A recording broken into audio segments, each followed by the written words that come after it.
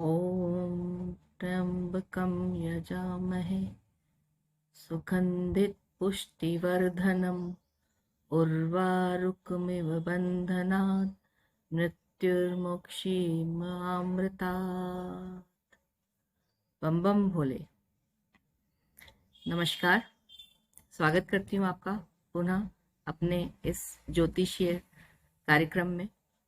आपका साथ मुझे बना हुआ है, इसके लिए मैं आपकी आभारी हूँ। जैसा कि मेरे इस शीर्षक से आप समझ गए होंगे कि मैं आज क्या बात करने वाली हूँ आप लोगों के साथ। उसके पहले मैं सबसे पहले अपने वंदनीय सभी गुरुजन का आभार और नमन प्रकट करना चाह रही हूँ। सबसे पहले सबसे परम और सबसे ऊपर हमारे ऋषि मुनि, जिन्होंने इस ज्योतिष शास्त्र का निर्माण किया और हमें भविष्य में होने वाली घटनाओं के बारे में कैसे जाना जाता है, इतना आश्चर्यजनक शास्त्र हमारे लिए बना कर दिया।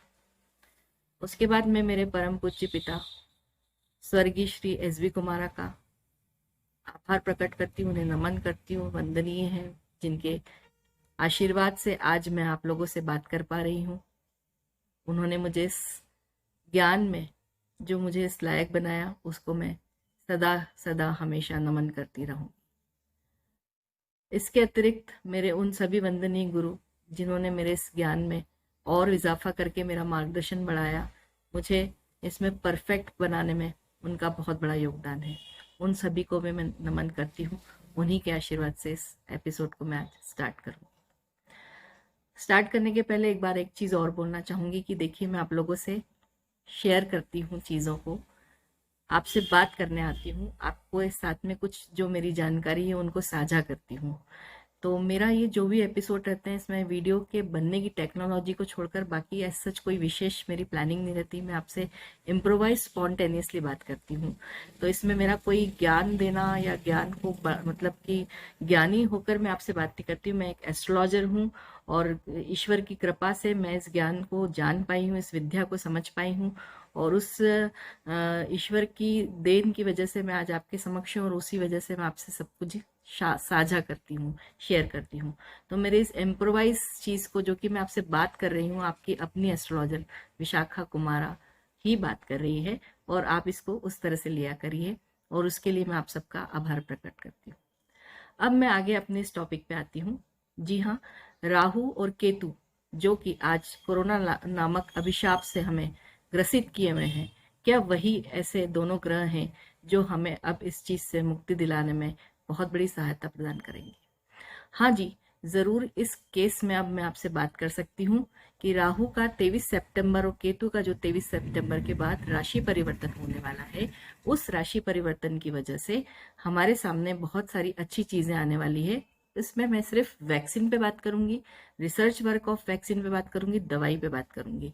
बाकी उनसे होने वाले प्रभाव को मैं इतना आपसे डीप में जाके डिस्कस नहीं करना उचित समझती हूँ इस समय। इसके बाद मैं आपसे एक ये चीज़ और कहूंगी कि आप वीडियो के अंत तक बने रहिएगा। एक बहुत अच्छी वास्तु टिप जो कि लक्ष्मी से रिलेटेड है और आपके कैश के इनफ्लो से रिलेटेड है, वह भी मैं आपसे शेयर करूंगी। उसे जानने के लिए वीडियो के अंत तक मेरे साथ बने रहिएगा। उसके लिए मैं अभी से आपका थैंक्स कहती हूँ। तो मैं बात कर रही हूँ राहु की। राहु की यदि बात करूंगी तो मैं आपसे दो कुंडलियों के ऊपर बात करूंगी। एक रहेगी इस संसार की कुंडली, इस पृथ्वी की कुंडली, इस ब्रह्मांड में उपस्थित हम लोगों के लिए जो काल पुरुष की कुंडली कहलाती, उस पर, और उसके बाद में भारत की कुंडली पे बात करूंगी। तो दो कुंडलियों का साथ में मैं आपके समन्वय बनाकर आपको कुछ समझाने की कोशिश करूंगी। तो उसमें आप बहुत ज़्यादा दिमाग मत लगाइए। मैं सिर्फ आपको उनके स्थान जो लेने वाले हैं और उससे जो प्रभाव आने वाला है उसके बारे में discuss. It is not very highly technologically मतलब कॉम्प्लिकेटेड नहीं रहेगा आपके लिए।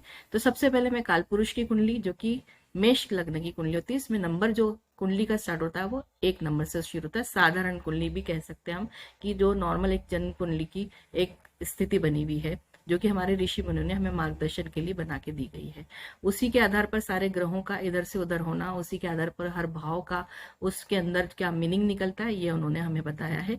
और उसी के आधार पर इस संसार की कुंडली को हम डिस्कस कर सकते हैं। संसार में घटित होने वाली सभी घटनाओं के बारे में कालपुरुष की कुंडली को ही देखकर उसी की प्रश्न कुंडली को बनाकर देखा जाता है और उसके आधार पे ही भविष्य की सारी भविष्यवाणियां की जाती है, या भी जो भी प्रेजेंट सिचुएशन चल रही है उसके बारे में बात की जाती है। तो मैं अब आपसे सबसे पहले कालपुरुष पे बात करूंगी।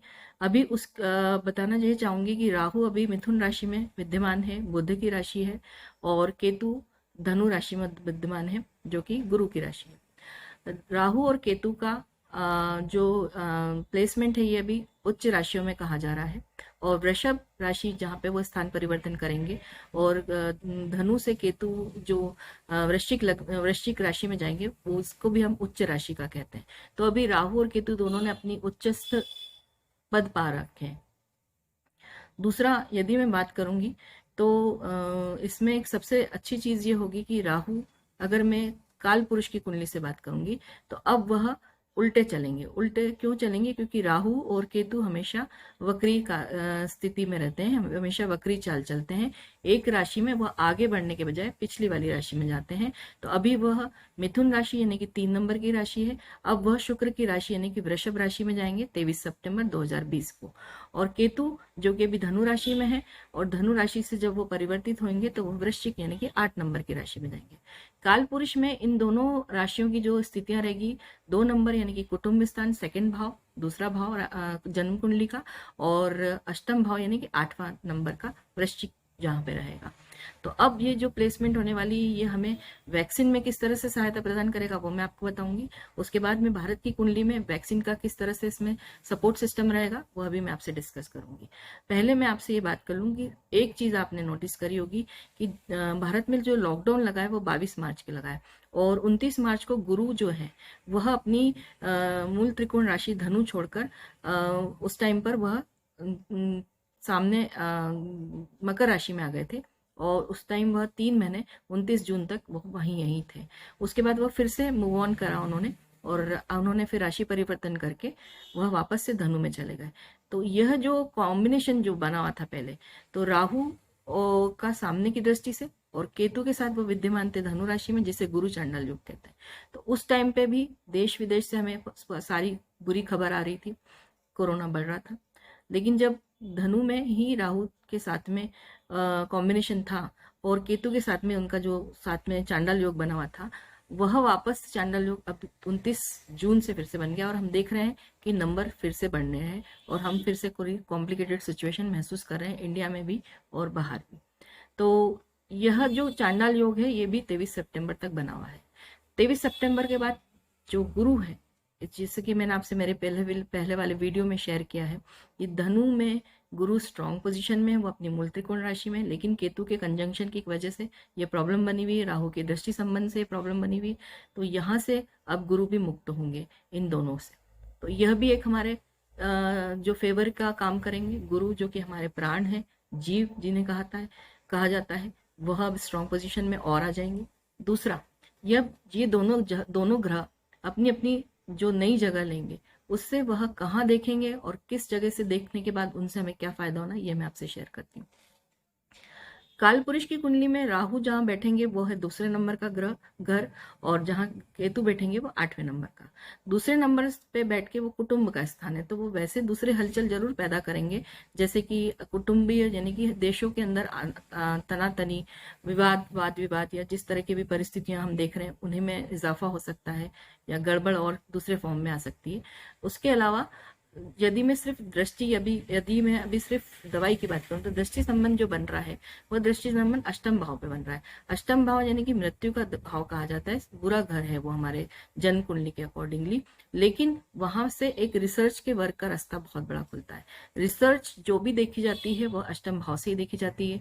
जीवन में यदि कोई व्यक्ति प्रश्न लेकर आता है कि मेरा इस रिसर्च में, डेटा एनालिसिस में, या मेरा कोई भी PhD या जो भी बड़ी लेवल की जो भी रिसर्च चल रही है उसमें मुझे सॉफ्टवेयर इंजीनियर है या साइंटिस्ट है, जितने भी जासूसी चीजें हैं, इन सब का जो भाव देखा जाता है वो यहीं से देखा जाता है कि वो कहाँ तक सक्सेसफुल होगा। तो अब राहु की दृष्टि सीधी 7th एस्पेक्ट, जिसे 7वीं दृष्टि जिसको बोलते हैं, वह सीधे सीधे पड़नी है 8वें भाव पर, जहाँ पे केतु है। केतु मोक्ष के कारक कहा जाता है, और उनका भी यहाँ बैठकर इस जो परिस्थितियां हैं अब वो मोक्ष के लिए थोड़े से मजबूर रहेंगे, तो वो मृत्यु से मोक्ष दिलाने में उनका थोड़ा कार्य रहेगा, तो अब थोड़ी मृत्यु दर भी कम होगी।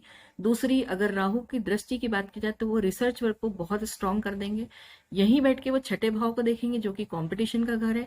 तो जो देश विदेश में जो कंपटीशन लगेगा वैक्सीन को लेकर कि अब जल्दी मेरी वैक्सीन आनी चाहिए या मेरा जो दवाई का है ये चीजें उसमें बढ़ेगी, तो देश विदेश में भी गति बढ़ेगी वैक्सीन के कार्य को लेकर। यह भी हमारे लिए बहुत फायदेमंद रहेगा।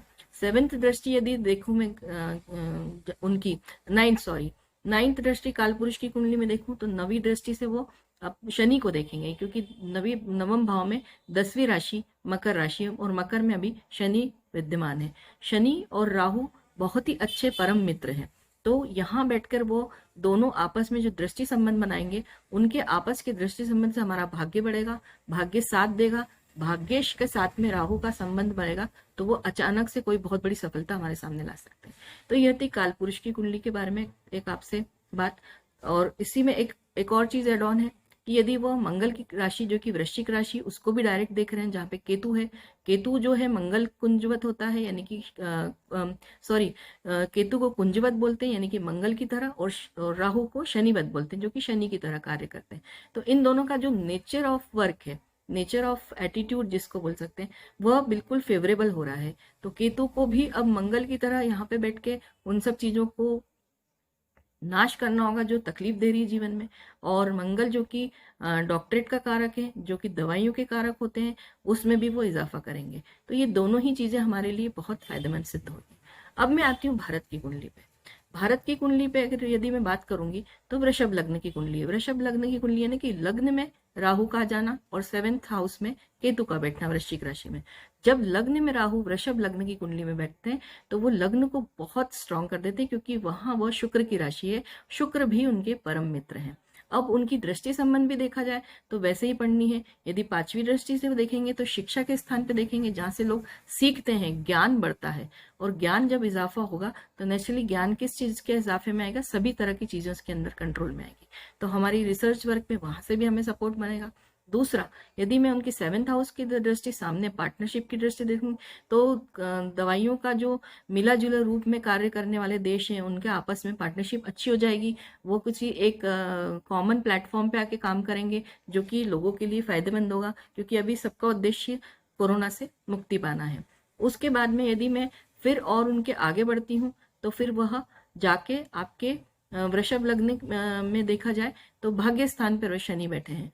तो इस स्थान की बात करूं तो वहां पे वो भाग्य को बढ़ाएंगे शनि के साथ मिलके। और काल पुरुष की कुंडली में अगर मैं देखूं तो 10वें भाव में आप यदि देख सकते हैं तो वहां पे शनि रहते हैं, तो कर्म क्षेत्र में शनि के साथ मिलके कर्म भाव को सपोर्ट करेंगे, स्ट्रॉन्ग करेंगे। तो ये सब चीजें जो कॉम्बिनेशन ऑफ एस्पेक्ट्स, दृष्टि संबंध और जहां बैठना उनका हो रहा है, वह उस जगह से हमें फायदा देने वाले हैं। और सबसे बड़ी चीज है कि कंजंक्शन जो है गुरु का, वह केतु से खत्म हो रहा है।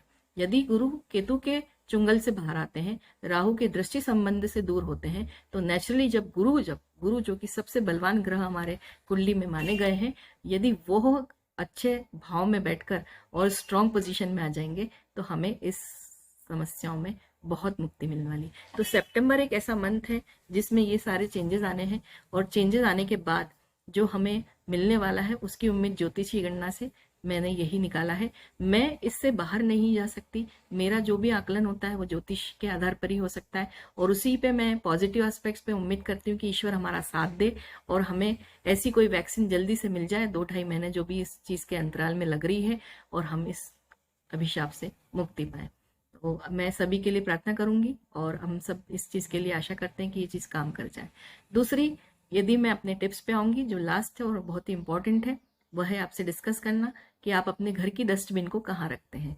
उसकी दिशा बहुत मायने रखती है आपके कैश के इनफ्लो में, क्योंकि यदि हम देखा जाए तो दिवाली के दिन हम झाड़ू की पूजा करते हैं, और झाड़ू की पूजा करने से हमें लक्ष्मी की प्राप्ति होती है, ऐसा हम मानते हैं। और झाड़ू किस चीज को बाहर निकालती है? कचरे को, घर के डस्ट को, घर की गंदगी को। तो घर की गंदगी भी बहुत हमारे कैश फ्लो से रिलेटेड है, इसलिए डस्टबिन की जो प्लेसमेंट है वो बहुत मायने रखती है।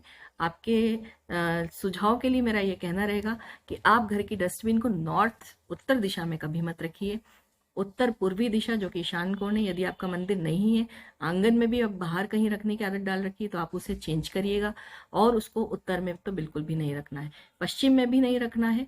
मैं आपको जो जगह सजेस्ट करना चाहती हूँ वह यह है कि आप उसको साउथ साउथ वेस्ट, यानी कि जितना दक्षिण दक्षिण के का पश्चिमी भाग है उसमें अपनी डस्टबिन रखिए।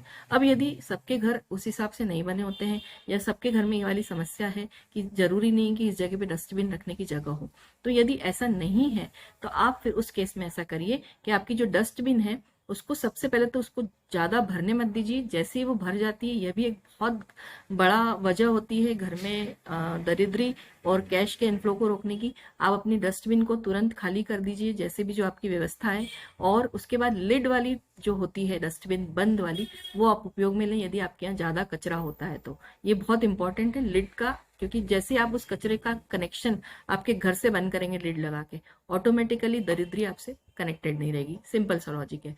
दूसरा, अगर आपकी प्लेसमेंट अगर वैसी नहीं हो पा रही है, साउथ साउथ वेस्ट में नहीं हो पा रही है, दक्षिण दक्षिण पश्चिम की बात कर रही हूँ, तो फिर आप उस केस में उस डस्टबिन में नीचे एक पॉलिथीन में, ट्रांसपेरेंट पॉलिथीन में, जो रॉक सॉल्ट होता है या खड़ा नमक जो भी आपके पास अवेलेबल हो, मुट्ठी भर के, अच्छा बड़ा साइज में इसका जो हिस्सा होना चाहिए, वैसी एक पॉलिथीन का एक बना लीजिए पोटली, उसको सबसे नीचे रखा करिए डस्टबिन में।